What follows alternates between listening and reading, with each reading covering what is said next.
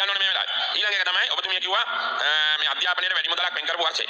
ඔබතුමිය බන්දුල ගුණවර්ධන තමයි වාර්තාව තියාගෙන හිටියේ. බන්දුල ගුණවර්ධනගේ කාලේ තමයි අධ්‍යාපන අමාත්‍යාංශයේ වැඩිම මුදලක් වේදම් කළා තිබී. ඊට පස්සේ මම මහමැති 2016 17 18 19 වැඩිම මුදලක් වේදම් කරේ අද මේ පාර්ලිමේන්තුවේ හිටියත් නැතත් අකිල විරාජකාරී වසංග කාලේ කියන එක මම මේ වෙලාවට කියනවා. එතුමාගේ දේශපාලන පක්ෂය මොකක් වුණත් කොතන හිටියත් කොයි තැනක හිටියත් එතුමා හොඳම පාසල ළඟම පාසල ගෙනල්ලා ඌව පළාතේ මම මහමැති කාලේ මම දන්නවා. මට මිලියන 15000කට වැඩිය ඔය හොඳම පාසල ළඟම පාසල ව්‍යාපෘතියට දීලා මොනරාගල සහ බදුල්ල කියන දිස්ත්‍රික්ක දෙකේ පාසල් සංවර්ධනය ශීඝ්‍රයෙන් වැඩි වෙච්ච කාලේ තමයි හොඳම පාසල ළඟම පාසල ව්‍යාපෘතිය අකිල විරාජ්‍ය කාලේ. ඒක අපිට අමතක කරන්න බෑ. දේශපාලනේ මොන තැනක හිටියත් කරන හොඳේට කරපු වැඩවලට ගෞරවය දෙන්න ඕන. ඒක තමයි පහුගිය කාලේ. ඊළඟ එක තමයි වර්ධනය කළා තියෙනවා. සැලකිලි ප්‍රමාණයකින් වර්ධනය කළා තියෙනවා. අර ඔබතුමාලා උදේ ඉඳලා කියපු කාරණා ටික අපිට අදාළ කාරණා නෙමෙයි. අපි ඇවිල්ලා අලුතින් මොනවා හරි කරා නම් අපිට කියන්න. ඒක හදාගන්න කැමති. අර උදේ ඉඳලා කියපු කාරණා ඉස්කෝලේ බැහැලු, බේස් නැහැලු, පුටු නැහැලු, ගුරුවරු නැහැලු, ගුරු නිවාසයේ හිටලු. ඒ ඔක්කොම ඔබට අදාළ කාරණා. මට මතක් වෙනවා භාරද්වාජ අක්‍රෝෂ භාරද්වාජ බමුණා බුදුහාමුදුරුවෝ හම්බෙලා දවසක් බුදුහාමුදුරුවෝ හොඳටම දොස් කිව්වා. බුදුහාමුදුරන්ට බැන්නා. ඒ අක්‍රෝෂ භාරද්වාජ බමුණා නපුරු වචන වලින් බැන්නා. බුදුහාමුදුරුවෝ ඉවසීමෙන් අහගෙන ඉඳලා කිව්වා ඔබගේ ගෙදරට කවුරු හරි ආවොත් ඔබ හොඳට සලකනවද? ඔව් මම හොඳට සංග්‍රහ කරනවා. ඒ ආපු කෙනා ඒ සංග්‍රහය බාරගත්තේ නැතුව මොකද කරන්නේ? නෑ ඒක නම් මම කනවා. මමම බාර ගන්නවා. ඒ නිසා උදේ ඉඳලා ඔයාලා කොහොම කීප ටික අපි එකක්වත් බාර ගන්නෑ. අර බුදුහාමුදුරුවෝ කිව්වා වගේ කියන්නේ ඒ ටික ඔයාලම බාර ගන්න. ඔය අධ්‍යාපනයට විනාශ කරපු කට්ටිය තමයි මේ ඉන්නේ. එහෙම අධ්‍යාපනයක් තමයි අපිට තිබුණේ. දැන් මට මතකයි කාමර මන්ත්‍රීතුමා කියනවා අධ්‍යාපනයට වැඩිම මුදල වෙන් කරේ යාළුවලු. පට්ටපල් කෙප්ප කෙපල බොරු මේ කියන්නේ. මෙච්චර අධ්‍යාපනයට වැඩිම මුදල වෙන් කරාලු. කවුද මට මතකයි උදේ කියනවා යා කියලා වෙන් කරාලු අකිල විරාජ්. අකිල විරාජ් කියලා මම කියන්නම් 2010න් පස්සේ මගේ ගාව තියෙනවා පාර්ලිමේන්තුවෙන් ගත්ත වාර්තාව 2010න් පස්සේ අවුරුදු 16කට පස්සේ අධ්‍යාපනයට වෙන් කරන ලද වැඩිම මුදල වෙන් කරේ මේ අවුරුද්දේ මේ අපේ ආණ්ඩුවමයි වැඩිම මුදල වෙන් කරලා තියෙන්නේ. මෙන්න වාර්තාව සභාගත කරනවා. අරගන්න කියවන් දැනගෙන කතා කරා. මේ වාර්තාව තියෙනවා මහ බැංකු වාර්තාව තියෙන්නේ මේ. පාර්ලිමේන්තුවෙන් ගත්තේ 2010න් පස්සේ වැඩිම මුදල වෙන් කරලා තියෙන අධ්‍යාපනයට මේ වර්ෂේ. අර පොට්ටුවේ මන්ත්‍රීතුමන්ලා උදේ කතා කළා අධ්‍යාපනය ගැන. අධ්‍යාපනයට අපි ඕනනම් අහගන්න සංඛ්‍යා දත්ත ටිකක් ඉගෙන ගන්න. 1994 වෙන් කරලා තිනවා GDP එකෙන් 3.6. 2006 2.9යි. පොට්ටුව ඉන්නවනම් එයාලා නැත්තම් කියන්න. 2006 2.9යි. 2012 1.86යි. 2014 වෙනකොට 1.82යි. 2.9යි බිඳුවක් අධ්‍යාපනයට වෙන් කළා මහින්ද මහත්තයා ආණ්ඩුව ගන්නකොට නාමල්ලගේ අපොච්චිලා බාපොච්චිලා බහැලා යනකොට 1.82යි 100ට එකකින් අධ්‍යාපනය කැපුවා. ඒ කතා කරනකොට ඔක්කොම මතයි සුවය පැත්ත ඉඳගෙන දරුවන්ගේ අධ්‍යාපනය කපනකොට අතෝසුපු කට්ටිය මේ 100ට එකකින් අවුරුදු 10ක් යනකොට අධ්‍යාපන විධාන කපනකොට යාළුවට ප්‍රශ්නයක් නැහැ යාළුවගේ ළමයි කේම්බ්‍රිජ් ඔක්ස්ෆර්ඩ් එහෙම නැත්නම් වෙනත් විශ්වවිද්‍යාලවල භාණ්ඩාගාරයෙන් සල්ලි ටික අරගෙන පින්නට ඉගෙන ගන්න ඒ ඉගෙන ගන්න තමයි මේ කතා කරන්නේ 100ට එකකින් අධ්‍යාපනය කැපුවා මේ සංඛ්‍යා දත්තත් එක කියන්නේ ඊට පස්සේ මට මතකයි කියනවා අර UNP එකයි කියනවා අපේ කාලේ තමයි අධ්‍යාපනය හොඳම ඒක කියන්නම් 2015 අධ්‍යාපන විධාන කරනවා GDP එකෙන් 2.01 ඔය අකිල මහත්මයාලා සජිත් මහත්මයාලා උදේ කතා කරමු මහලුකට අධ්‍යාපනයේ 2015 විධාන කරනවා 2.1 2019 බහැලා යනකොට 1.9යි 1.9යි එමය අධ්‍යාපනය කැපුවේ. එතකොට ඔය කියන ඔක්කොම මන්ත්‍රීවරු අතීසුවා. ගමේ දරුවගේ අධ්‍යාපන විධාන කපනකොට දරුවන්ගේ අධ්‍යාපන විධාන කරනකොට අත උසුපු කට්ටිය තමයි මේ කතා කරන්නේ. දැන් අපි ඇහිලා මොකද කරන්නේ මේ අවුරුද්දට? මෙන්න අධ්‍යාපනයේ වනසන කට්ටිය කරපු වැඩේ. දැන් අපිට නේ කියන්නේ මේ අධ්‍යාපනයේ වනසනවා කියලා. අපි යනකොට අධ්‍යාපනයේ විධාන කරේ 1.78යි 2024. 2025 විධාන කරනවා 1.94ක්. ඒක 1.78ට වඩා වැඩි කියලා තේරුම් ගන්න. ඒක වැඩි කියලා තේරුම් ගන්න. 2025 1.94යි 2026 අපි විධාන කරනවා 2.04ක්. මේ අවුරුදු දෙකට දැන් අපිට කියනවා 100%ක් වෙන් කරනවා කියලා කිව්වා. ඔව් අපි කිව්වා තමයි. හැබැයි අපි කොතනකවත් කියලා නැහැ. ඒක අවුරුද්දෙන් කරනවා කියලා. ඔයාලා අපිට හොඳ බණ්ඩාගාරයක් දුන්නා නම් හොඳට සස්තික රටක් දුන්නා නම් අපිට එහෙම කරන්න පුළුවන්. බුම්වත් වෙච්ච රටක් හම්බුනේ. එතන ඉඳලා තමයි මේ පියවරෙන් පියවර තියලා දැඩි අඩි තියලා බලගමනක් යමින් ඉන්නේ. ඔයාලා විනාශ කරපු රට ගිය අවුරුද්දේ 1.94යි මේ අවුරුද්දේ 2.04යි මේ ලඟ වෙන්නේ 160ට මිසක් ඔයාලා කපපු පැත්තට නෙමෙයි කාමර මන්ත්‍රීතුමා. ඒ පැත්තට නෙමෙයි මේ ලඟ වෙන්නේ මේ පැත්තට. ගිය අවුරුද්දේ නෑ ඔයා කිව්වා උදේ වැඩිම විධාන කළා කියලා අකිල විධාන කරපු හැටි මං කිව්වා කපපු හැටි.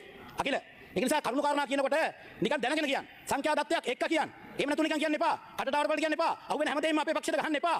බලලා කියන්න. තේරුම් අරගෙන කියන්න. 2024 අධ්‍යාපන විධාන කරන්නේ බිලියන 534යි.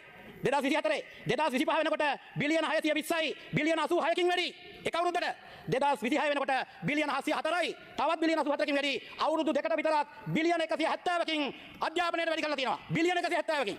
ඒ නිසා මේ ලඟ වෙන්නේ අර පැත්තට මිසක් මේ ලඟ වෙන්නේ අර පැත්තට නෙමෙයි. ඒ නිසා මේ අපි අධ්‍යාපනයට දැවැන්ත සේවාවක් කරලා තියෙනවා. ප්‍රශ්න තියෙනවා ඔබතුමා මතක් කරපුවා සමසෞඛ්‍ය පීඨේ ගැටලු තියෙනවා. ඒක අපි හදාගමු. හැබැයි මේ අධ්‍යාපනය අපි ලං කරමින් ඉන්නේ මේ පැත්තට. ඒක නිසා ඔබතුමාලා දැන් ඊට පස්සේ කිව්වා අධ්‍යාපනයට මුදල් වෙන් කරලා තියෙනවා. ඒවා භාවිතා කරලා නැහැ කියලා. දැන් ඔබතුමාලා භාවිතා කරපෙත් කියන්න. අපි දන්නවා මේ 9 30 සංඛ්‍යා දත්ත ටික වලගන්න. අපි අගමැතිතුමී තා පැහැදිලි කරුවා 169ක 70කට අපි වර්ධනයක් යන්න පුළුවන්. එහෙම යන්න පුළුවන්. හැබැයි 2005 කීයද? 2005 අධ්‍යාපන විධාන කරනවා මිලියන 9782ක්. වියදම් කරන්නේ 6444යි. ප්‍රතිශතය 165යි. 2008 මිලියන 7202යි. වියදම් කරන්නේ 3530යි. 149යි. දැන් මේ UNP හොඳම කාලේ ඔය ඉන්න මෙතන ඉන්නවා අහගෙන යාළුවෝ හොඳම කාලේ 2018 අධ්‍යාපන වියදම් කරනවා කැපිටල් මිලියන 4309ක් 43109ක් වියදම් කරන්නේ 26503යි 161යි. මේ අහගන්න උදේ කතා කරලා අධ්‍යාපන වියදම් අඩුයි කියලා. ඒ කට්ටියට මේ කියන්නේ 2018 එතකොට ආණ්ඩුවේ හිටියේ ඔය සජිත් මහත්තයලා හිටියා ඔක්කොම හිටියා ප්‍රාග්ධන වියදම් 2018 මිලියන 43109යි වියදම් කරන්නේ 26503යි ප්‍රගතිය ප්‍රෝග්‍රස් එක 161යි 161යි ඒ නිසා තමයි ඔයාලා අපිට රාජ්‍ය සේවාව බාර දුන්නා ඒ රාජ්‍ය සේවාව වෙනස් කරන්න තමයි අවුරුදු 3ක් පඩි වැඩි කරන්නේ ඒ රාජ්‍ය සේවාවත් එක්ක අපිට යන්න බෑ බකල් ගන්න රාජ්‍ය සේවයක් කියන්න බෑ ඒක නිසා තමයි රාජ්‍ය සේවකයට අවුරුදු 3ක් බිලියන 3කින් පඩි වැඩි කරනවා බිලියන 3කින් පඩි වැඩි කරනවා ඒ විතරක් නෙමෙයි මේ අවුරුද්දේ කැප් 1775 කට දෙන රාජ්‍ය සේවයට මම මේක ගිය සතියේ කියලා පාර්ලිමේන්තුවේ පාර කිව්වා මම දැක්ක Facebook එකේ දාලා තියෙනවා මේ මන්ත්‍රීවරුන්ට කැප් ගේන්න කියලා කැප් 1775 වැඩි ප්‍රකාශය ගේන්න එතකොට ඒකත් ඇත්ත කියන්නකෝ දැන් ඔය නයිනානිකාව එකක් දාන්නකෝ හරිද 1775 කියන්නේ රාජ්‍ය සේවකයන්ට උන්ට පඩි වැඩි කරලා දෙන්න ඕන පාසුකම් ටික දෙන්න ඕන එතකොට තමයි මේ වැඩ ටික අපිට කරගන්න පුළුවන්කම තියෙන්නේ ඒ නිසා අධ්‍යාපනයේට දැවැන්ත කාර්යභාරයක් අපි කරලා තියෙනවා වඩින්න ඒක නිසා මේ අධ්‍යාපනය අපි දැවැන්ත කරනවා ඒ නිසා තමයි අධ්‍යාපනයේ පැත්තට විශාල අවධානයක් යොමු කරලා තියෙන්නේ මේක විශේෂම අවධානය තමයි මුදල් වැඩි කරා වගේම දැවැන්ත අධ්‍යාපන ප්‍රතිසංස්කරණයක් ගේනවා ඒ අධ්‍යාපන ප්‍රතිසංස්කරණය ඇතුලේ විශේෂයෙන්ම අපි වෘත්ති අධ්‍යාපනයේ පාසලට හඳුන්වලා දෙනවා ඒක ඔයාලා කරේ නැහැ මෙච්චර කල් ඔයාලා වෘත්ති අධ්‍යාපනය ලබා ගන්න දරුවන්ට 2021 22 23 වර්ෂවල